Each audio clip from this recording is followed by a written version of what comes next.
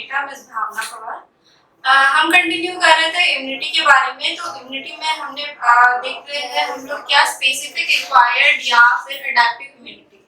Last video में हमने पढ़ा था नॉन स्पेसिफिक इम्यूनिटी के बारे में, ठीक है। तो अभी हम स्पेसिफिक इम्यूनिटी देख लेते हैं क्या होता है। तो स्पेसिफिक इम्यूनिटी क्या है हमारे पास में? This type of immunity is the set of response which the immune system activates to target specific pathogen। मतलब कि specific pathogen, specific बैक्टीरिया या वायरस को क्या करते हैं, टारगेट करके ये क्या करते हैं, उस पे काम करते हैं, ठीक है। तो ये इस तरीके की इम्यूनिटी होती है जो स्पेसिफिक पैथोजन के लिए वर्क करेगी। अब इसको फर्दर डिवाइड किया है हमने active immunity and passive immunity में, ठीक है। तो फर्स्ट हम पढ़ लेते हैं एक्टिव इम्यूनिटी में क्या देख रहे हैं हम लोग। तो क्या है? This type of immunity is the resistance acquired or developed by an individual। मतलब कि क्या हो रहा है, ये रेजिस्टेंस या हम बोलेंगे रोग प्रतिरोधक क्षमता जो है, प्रतिरोध जो है वो किस तरीके से इंडिविजुअल के द्वारा डेवलप की जा रही है, ठीक है। After effective contact with N antigen, मतलब कि कोई भी एंटीजन के कांटेक्ट में आने के बाद में इंडिविजुअल क्या करेगा, ये इसको डेवलप करेगा, इम्यूनिटी को डेवलप करेगा अपनी बॉडी के अंदर में। This contact may be in the form of either natural infection or by vaccination। अब ये कैसे हो सकता है? नेचुरली आपकी बॉडी में डेवलप हो सकती है या तो फिर आप वैक्सीन के थ्रू आपकी बॉडी में इसको इंट्रोड्यूस करा करके भी क्या कर सकते हो, डेवलप कर सकते हो। तो ये क्या हो गया आपका एक्टिव इम्यूनिटी, ठीक है, जो इंडिविजुअल अपनी बॉडी के अंदर में खुद से डेवलप कर रहा है या तो नेचुरली कर रहा है या तो फिर क्या हो रहा है, वैक्सीनेशन के थ्रू इसको डेवलप कर रहा है, ठीक है। अब हमारा इसका सब डिवाइडेशन करने पे हमको क्या मिला था, नेचुरल एक्टिव इम्यूनिटी, और क्या मिला था सेकंड हमारा हो जाएगा आर्टिफिशियल एक्टिव इम्यूनिटी, ठीक है। तो हम नेचुरल एक्टिव इम्यूनिटी देख लेते हैं क्या है। This result from either clinical और नॉन नेचुरल सब क्लिनिकल इन्फेक्शंस। अब ये कैसे होगा, हम या तो फिर क्लिनिकल हो जाएगा या फिर सब क्लिनिकल, ठीक है। Such immunity is usually long lasting. ये इम्यूनिटी कैसी होती है, बहुत लंबे समय तक काम करती है, ठीक है। क्योंकि हमको एक वायरस हमारी बॉडी में एंटर हुआ, उसके बाद में नेचुरली इम्यूनिटी जो हो गई वो क्या होगी, डेवलप हो गई हमारी बॉडी में। तो इसको क्या बोल दिया हमने, नेचुरल एक्टिव इम्यूनिटी, ठीक है। एग्जांपल में इसकी क्या है हमारे पास, individual recovering from chicken pox infection acquire natural active immunity against it. मतलब कि अगर कोई इंसान चिकन पॉक्स जिससे बचपन में हुआ है, ठीक है, या जिंदगी में एक भी बार चिकन पॉक्स की कंडीशन हो गई है, ठीक है, ये डिसीज हो गई है, तो उसके बाद में क्या होता है, नेचुरली बॉडी में इम्यूनिटी पैदा हो जाती है, जिससे नेक्स्ट टाइम वो चिकन पॉक्स वाले किसी भी पेशेंट के पास में जाता है तो उसे चिकन पॉक्स नहीं होता, ठीक है। तो ये किसमें आ जाएगा, नेचुरल एक्टिव इम्यूनिटी में। नेक्स्ट क्या है हमारे पास में, आर्टिफिशियल एक्टिव इम्यूनिटी। अब आर्टिफिशियल एक्टिव इम्यूनिटी में देख लेते हैं क्या है। This results from vaccination. मतलब कि इसमें क्या करेंगे हम लोग, वैक्सीनेशन के थ्रू बॉडी के अंदर में इंजेक्ट करेंगे, ठीक है, सीरम्स को, और उससे क्या होगी, इम्यूनिटी पैदा होगी, ठीक है।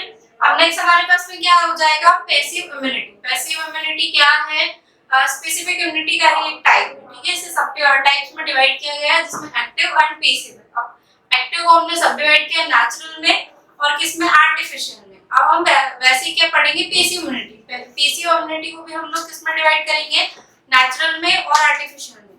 पैसिव इम्यूनिटी देख लेते हैं क्या होती है। This type of immunity is introduced in an individual by performed antibodies against infective agent or toxin। अब इसमें क्या करेंगे, पर्सन के अंदर हम लोग एंटीबॉडीज जो होगी उसको क्या करेंगे, इंजेक्ट करेंगे, ठीक है, सीरम्स के थ्रू इंजेक्ट करेंगे, ठीक है। तो ये क्या हो जाएगा, हमारी एंटीबॉडीज को इंजेक्ट कर देंगे, पैसिव इम्यूनिटी कहलाएगी, ठीक है। In passive immunity the immune system of the individual और host does not play any active role। मतलब कि इस पर्सन के अंदर क्या होता है, खुद से इम्यूनिटी नहीं बन पाती, ठीक है। इसमें कोई भी रोल नहीं होता किसी भी इंडिविजुअल पर्सन का, ये हमको आर्टिफिशियली देना पड़ता है। Passive immunity is effective for a very short duration but it is important when immediate immune response is required. ये क्या होती है, इसका ड्यूरेशन बहुत शॉर्ट होता है।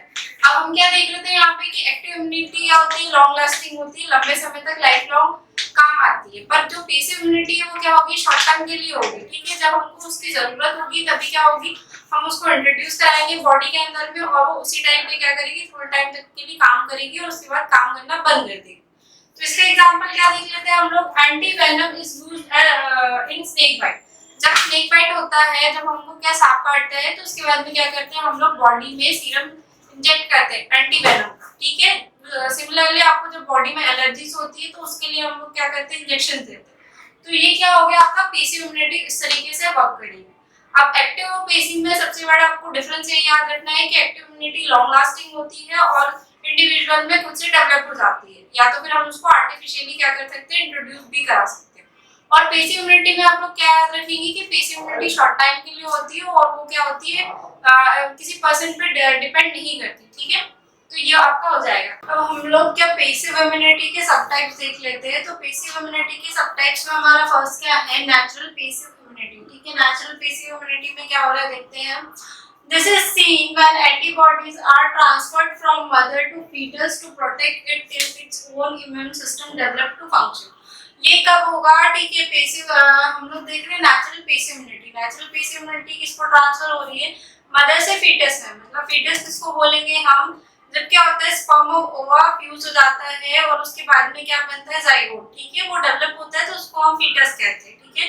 तो बच्चा जब माँ के पेट में रहेगा तो उस चीज को हम लोग क्या कहेंगे, फीटस।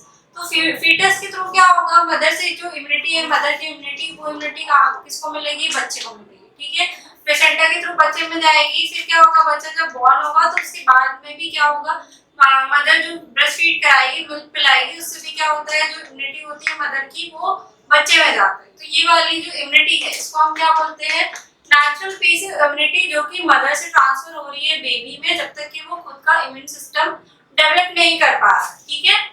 अब है हमारे पास में next artificial passive immunity. Artificial passive immunity क्या है देखते हैं हम लोग। तो इसमें क्या हो रहा है, convergent sera, hyper immune sera of animal और human origin and pooled human by globulin are used for inciting artificial passive immunity. अब इसमें क्या कर रहे हैं, आर्टिफिशियल रूप से पैसिव इम्यूनिटी को इंजेक्ट कर रहे हैं बॉडी के अंदर, पर इनमें कौन सी चीजों का यूज हो रहा है, सीरम्स का और ग्लोबुलिन्स का, ठीक है। ये हम लोग इम्यूनाइजेशन वाले चैप्टर में देखेंगे। इम्यूनाइजेशन में ये सब देखेंगे कि सीरा क्या होता है, एक्टिव इम्यूनिटी कैसे यूज करते हैं, पैसिव इम्यूनिटी कैसे यूज करते हैं। तो इसमें हमें सिर्फ ये याद रखना है कि इसमें हम बॉडी के अंदर सीरा यूज करेंगे, जो कि एनिमल बेस्ड हो सकता है, ह्यूमन बेस्ड हो सकता है, या तो फिर क्या हो सकते हैं, ग्लोबुलिन हो सकते हैं, ठीक है। अब इसमें क्या है, these chemicals और agents are introduced in the body through parenteral route. Parenteral route मतलब क्या हो जाएगा हमारा, वही IM इंट्रामस्कुलर या IV इंट्रावेनस, ठीक है। तो इस तरीके से हम लोग क्या करेंगे, इसको बॉडी में इंट्रोड्यूस कराएंगे। तो ये आपकी क्या हो गई, पैसिव इम्यूनिटी, ठीक है। तो इम्यूनिटी वाला चैप्टर हमारा यहाँ पे क्लोज होता है। नेक्स्ट हम लोग क्या पढ़ रहे हैं, इम्यूनाइजेशन। इम्यूनाइजेशन हमारा नेक्स्ट टॉपिक है। इम्यूनाइजेशन में देख लेते हैं हम लोग क्या क्या है हमारे पास। Immunization, according to WHO, immunization has defined as a process in which a person is made immune or resistant to an infection disease, typically by the administration of a vaccine. मतलब कि इम्यूनाइजेशन हमको क्या बोला गया है, एक individual जो है इस ऐसा रेजिस्टेंस बनाएगा। रेजिस्टेंस मतलब कि प्रतिरोध, ठीक है। इम्यूनिटी का मतलब भी यही होता है, रोग प्रतिरोधक, ठीक है। प्रतिरोध बनाएगा अपनी बॉडी के अंदर में, जिससे क्या हो रहा है, वो किसी भी डिसीज कंडीशन से उसका बचाव हो जा रहा है। इसी को हम लोग वैक्सीन बोलते हैं। कोरोना की वैक्सीन हमने ली क्यों, कोविड से बचने के लिए, ठीक है। उसी तरीके से ये क्या होती है, वैक्सीन हमारी बॉडी में काम करती है जिससे हम किसी भी डिसीज कंडीशन से बच सके।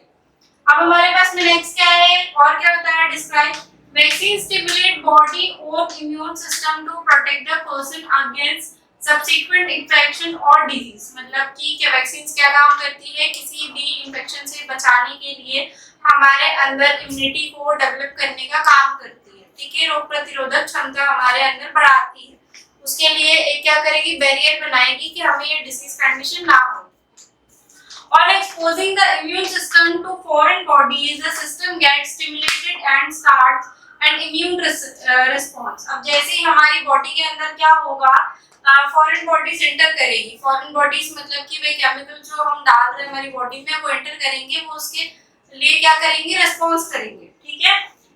It also develops an ability to produce an immediate response for a subsequent encounter because of immunological memory. अब हमारी बॉडी क्या करेगी, जैसे ही ये सारे हमारे अंदर क्या होंगे, एंटर होंगे, ठीक है। हम जो भी सीरम डाल रहे हैं, बैक्टीरिया डाल रहे हैं, आर्टिफिशियल जितनी भी चीजें हमारे अंदर जा रही है वैक्सीन के थ्रू, वो क्या करेगी, वैक्सीन हमारे अंदर में वो प्रोटेक्शन बनाएगी। उसके बाद में अगर हमें कोई भी डिसीज कंडीशन के जितने भी बैक्टीरिया हमारे बॉडी के अंदर में जाते हैं तो वो क्या करेगी, उसको रिकॉग्नाइज करेगी इम्यूनोलॉजिकल मेमोरी के थ्रू। ठीक है, हमारे इम्यून सिस्टम में वो मेमोरी होगी जिसके थ्रू हमें याद रहेगा कि हाँ इसी डिसीज कंडीशन से हमें बचना है। ठीक है, तो इस तरीके से हमारा क्या इम्यूनाइजेशन वर्क करता है।